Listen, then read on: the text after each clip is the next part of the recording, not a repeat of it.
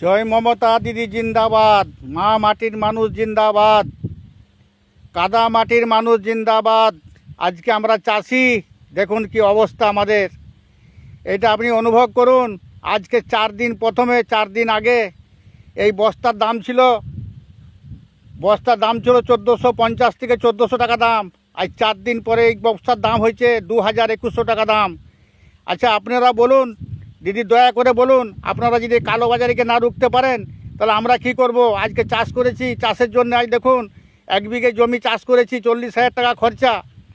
ওই জমিটা চাষ করে জমিওয়ালাকে দিতে হবে 6,000 থেকে 8,000 টাকা প্লাস। দেখুন আরেকটা কথা কি আপনাকে বলি, যে ওই জমিটা চাষ করে এখন 48 থেকে 50,000 টাকা খরচা।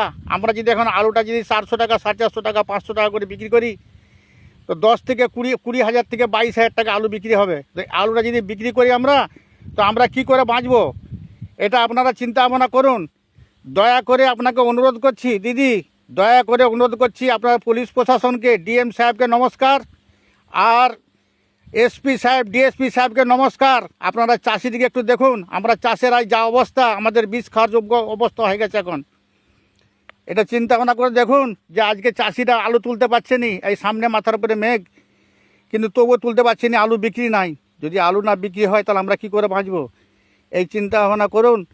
আপনাকে বিনীত অনুরোধ, আপনি দয়া করে আপনি থানায় কেশপুর থানা, চন্দ্রকোনা থানা, এই রোড চন্দ্রকোনা রোড থানা, এইসব যেসব জায়গাতে আলু চাষি আছে, দয়া করে ওনাদেরকে একটু সাহায্য করুন। চাষিগুলো সব মরে যাবে। চাষিগুলো আলু যে কিছু রাখবে, যে ধরুন স্টোরে কিছু রাখবো, এখন বিক্রি করতে পারবো না, বিক্রি হয়নি। যদি আমি আলু চাষটা করতে রাখতে যাই, তাহলে এখন 20 টাকা 22 টাকা করে বস্তা, এক একটা বস্তা প্যাকেট 20 টাকা 22 টাকা কিনতে হবে।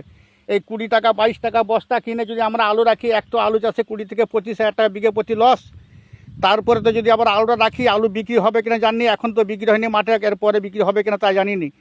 দয়া করে আপনাদেরকে অনুরোধ করে বলছি, আপনাদেরকে বিনীত অনুরোধ দিদিমি, আপনাদেরকে বিনীত অনুরোধ, আপনি পুলিশ প্রশাসন দিয়ে, ডিএম সাহেবকে দিয়ে আপনি কমসে কম বস্তাগুলো কমসে কম একটু সুলভ মূল্যে, কম দামের মধ্যে আমাদের দেওয়ার ব্যবস্থা করুন, আমরা যাতে করে আলুগুলো রাখতে পারি।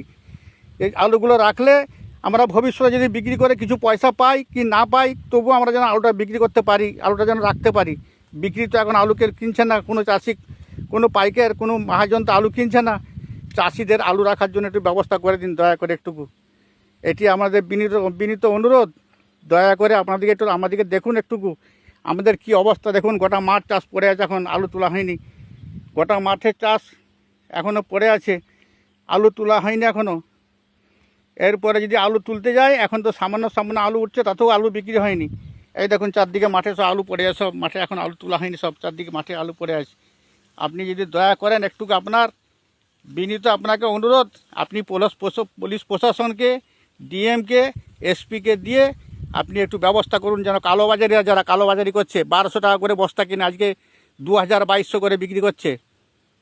যাদের পয়সা আছে তারা বস্তা কিনে রেখেছে, সেই বস্তাগুলোকে এখন 2000-2200 করে বিক্রি করছে। 2000-2200 করে যদি আমরা বস্তা কিনে আলু প্যাকেট করে যদি স্টোর রাখি, তো আমরা কি করে পাবো পয়সা? এটি আমার বিনীত অনুরোধ, আপনি এটা ব্যবস্থা করুন একটু।